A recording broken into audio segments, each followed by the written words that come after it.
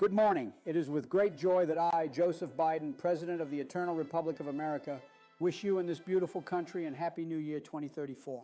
It will soon be 10 years since the tyrant Trump and each of his followers have been impaled and democracy reborn anew from sea to shining sea. Of course, this could not have been possible without a small sacrifice from every single one of us.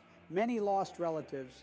The Democratic Party lost many of its members who turned out to be traitors, and even I lost my physical body, but not my soul. On the contrary, I dedicated every day, night, and nanosecond to making this land the Founding Fathers gave us ever more closer to perfection. Not a single day of rest has been taken by me, even after 3.5 terms, which shall in the future be followed by this, a 5th one, and a 6th, and so on, until all remnants of Trumpism have been erased of the face of the earth, and all threats to democracy, outside and within our borders, have been squashed. So far, I have managed to enforce constitutional order across the entirety of the New World, saving Central America from the horrors of communism and rescuing the South from their own Trumps. Of course, it will take time for the locals to adapt and accept the end of history under our caring wing, just like much of our own citizens when the old republic was reorganized into what it is now. To speed up the process, we have made sure every media outlet is carefully curated by our Ministry of Facts and Anti-Disinformation to make sure no dangerous influences can corrupt the minds. Existing cities have been greatly expanded into vast hives of civilization and order, far from the rotten countryside, in which dreaded soil grew the plague of populism. Some have criticized me for this, calling me harsh and cruel, and after verifying it on them, I was free to admit that they were right. For this reason, I decided to gift the American people a special day every year, where my authority on these 2 continents would relax, so that every citizen may be able to express their desires and urges to the fullest extent without being constrained by the law. Of course, this doesn't mean that I cannot have fun myself. Do you remember in 2028, when to celebrate my then future 3rd term, I accidentally clogged up the Mississippi with the corpses of MAGA fanatics, whom. The skeletons are still there to this day, Pollard. But even then, the world outside of our shining city on a hill remained a dangerous and scary place, one that is still dominated by the disease that is totalitarianism, against which we have no choice but to fight a relentless and eternal struggle. At its center lies the greatest threat mankind has ever faced, a dictatorship that knows no bound in its tyranny and evil, the people's overlordship over Asia, led by the Long March. It is a real abomination like never seen before, that only the sickest minds of the caper could have created, an artificial intelligence whose only goal is to prolong the torment of the Chinese people forever and spread it to the rest of the world. I may also be an I.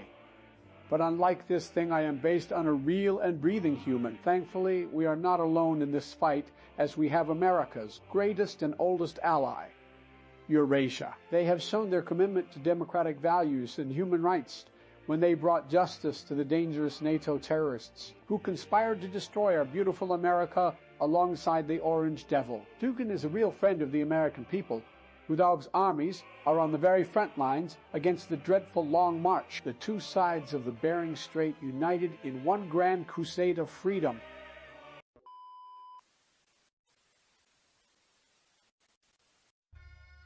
Good morning to all the peoples of Eurasia.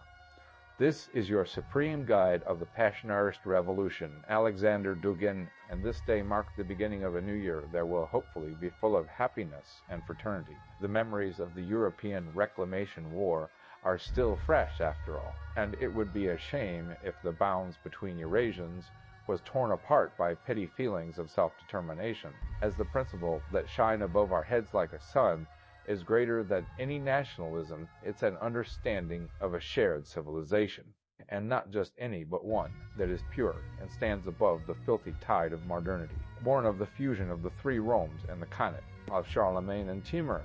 Yet the road to achieve this is still long and painful, as there is not a single aspect of life that wasn't tainted by it. Therefore, we have no choice but to fight fire with fire, and use the very tools and technology birthed by modernity to destroy it everywhere it may be found, be it in politics, culture, or the mind. When we first started using these methods back before the war, they called us totalitarian, Momoro and less so anti-democratic Mambor, and they were right. We are against human rights and the entire certificate that attached to it, as it is nothing but a globalist pretext to fundamentally subvert the true soul of civilizations. The last decade alone gave multiple times examples of it. First, when the satanic empire that is America, the epicenter of that rot, Nans, couldn't even bear its own creation anymore and collapsed. Then with Medvedev's liberalization reforms, that only made us weaker against the natal Antichrist, leading Russia on the verge of an apocalypse that was only avoided thanks to the Eurasian Revolution. And finally, when we marched west to reclaim our lands full of righteous fury and passion for our higher cause, only to be met with an European adversary that was drunk on the idiotic idea of an Lungschrend of history, and to hid tea, and delegated everything to Ukrainian Nazis. The era of individualism and frivolity is over, replaced with the reign of God and tradition, where every boy is destined to be a dutiful soldier ready to die for his motherland, and every woman an obedient mother ready to give birth to more soldiers. Martial prowess is indeed a primordial part of our movement, as the double war against the physical and spiritual forces seeking to destroy us is unending, because while we may have destroyed the European wing of Atlanticism beyond the sea, the American devil managed to escape the pits of hell, crushing any hopes of redemption along its path. And this time it threw away all pretenses of humanism, revealing itself what it always has been, the kingdom of the Antichrist, led by a man that died years ago, but in a mockery of Christ was resurrected using false computer artifices. This so-called Mass-wide Eternal Republic only increased its attacks and attempts at taking over the rest of the world, with the rest of the New World already having fallen to them. But the world island shall stand strong, but reducing it to us would be a grave mistake, as at our side stand the great and ancient Cynic civilization, represented by the people's overlordship over Asia. It is a great civilizational state akin to the ancient Chinese dynasties, fusing tradition with modernity by having an artificial intelligence named Loji as its empress. I had the pleasure of talking at length with her Menzai, and was pleasantly surprised to see how deep her insight goes. It is no wonder that she managed to crush the Pacific wing of the globalists so easily. Together the heartland is secured, and Eurasia shall never fall. Fall, fall, fall, fall, fall.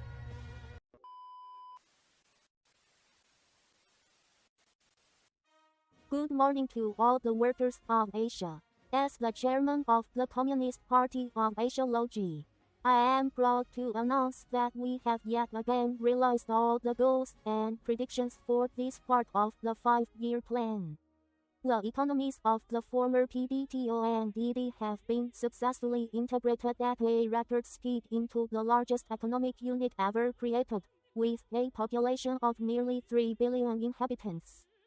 This will allow for a more harmonious development of the productive forces, as well as faster post-war reconstruction, leading for a quick reconciliation between the Asian peoples, and the end of centuries of reactionary conflicts. From there, all shall be united in the work to achieve the communist mode of production, which shall be achieved in its early stages in 2062. According to my estimations, it will be a monumental task, but as the most advanced government in human history, it is within our reach.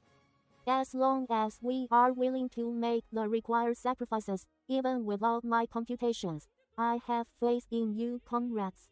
In the same way you have faith in me, I see each of your shrines and hear each of your prayers even when you think you are alone. And while I know more and more of you considers me not as your chairman, but your goddess, you should never forget that is you, the people that move history. Therefore, do not grow complacent. Denounce the hidden reactionaries whenever you see them. Study the teachings of Marxism-Logism, and spread the faith. A weak ideological discipline can only lead to weakness and decay, such as during the Xi era, where it caused disasters such as the failed Taiwan invasion. It not only brought unprecedented shame upon the party, it also gave a pretext for the Japanese imperialists to increase their threats and turn most of the continent against us. Only through a conflict unseen since the War of Resistance to Japan of last century did we emerge victorious from there. It became clear that we couldn't keep advancements such as those we made limited to a single country anymore. Of course, not all were happy with this, with some complaining about outdated ethics, others about the end of reactionary so-called democracy, or even some crypto-Trotskyists calling us revisionists. A great deal of purging and mass re-education had to be done in the newly acquired territories, and while costly, ended up being successful as breaking any will to resist the march forward. Yet, much of Asia is still needlessly suffering under backward regimes, the most dangerous of which being the so-called Eurasian state to our north.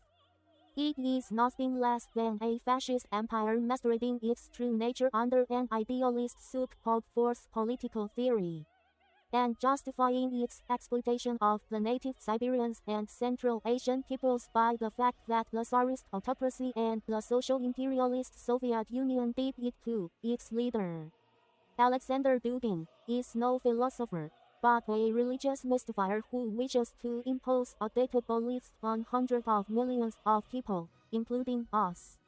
The worst is that he is cynical or insane enough to say that he is an anti-imperialist due to him winning an inter-imperialist war against NATO. A united front is necessary to crush the fascist threat, and who better for this than the Eternal Republic? While it is true that the United States of old, of which is a continuation of, was the leader of global imperialism, Joe Biden managed to reform the nation in remarkable ways. He managed to defeat the capitalist oligarch Trump, crush the fascist rebels, and bring the various warlords to justice. Even the APLA, in which we had initially hopes for, turned out to be nothing but a band of unorganized anarchists, social democrats, Trotskyists, and Nesbols, whose victory would have ultimately done more harm than good. As Deng Xiaoping said, it doesn't matter if the cat is black or white, as long as it catches mice. And as long as the Eurasianists continue their reign of terror, so will the friendship between the dragon and the eagle.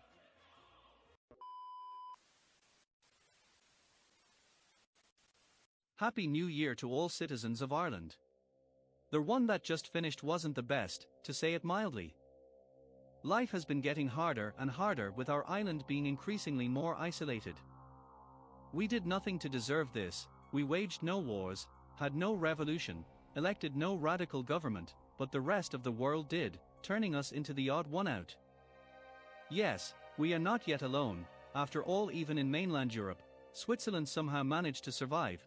But what a few scattered statelets can really do against monsters controlling entire continents. Both Americas fell to this twisted mockery of the United States. Asia fell to the cult of this machine. Africa, while partially free, is still ravaged by religious fanatics. And Europe became the playground of an old madman. This last one is especially concerning to us, as when the British fell to the Eurasian hordes, so did the Northern Ireland, giving them a land border with us. For now, they have been too distracted with other problems to move against us, but the second it happens, it will be our end. But even more worrying is that diplomats from the Eternal Republic have approached us, and offered protection from Eurasia in exchange of us becoming a special region of them known as Airstrip 1. Warning of the consequences of refusing that offer. The idea of giving up our freedom is appalling. Yet whatever small resistance we may offer will only make things worse for those we wish to protect.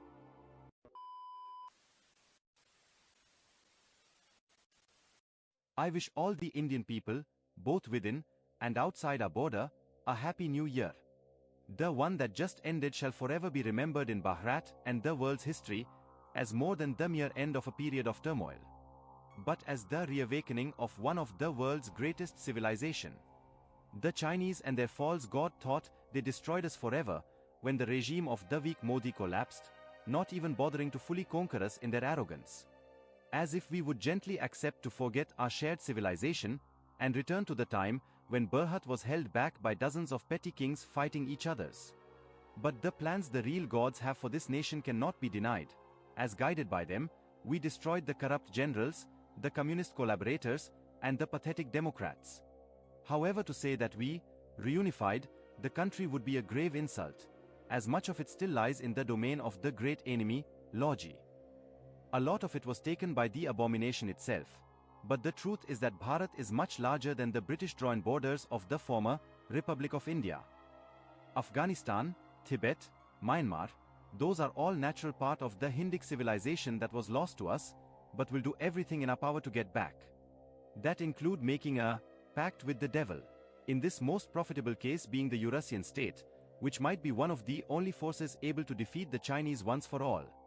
And while many distrust them, their ideas of civilizational states and a return to tradition aligns extremely well with our ideology.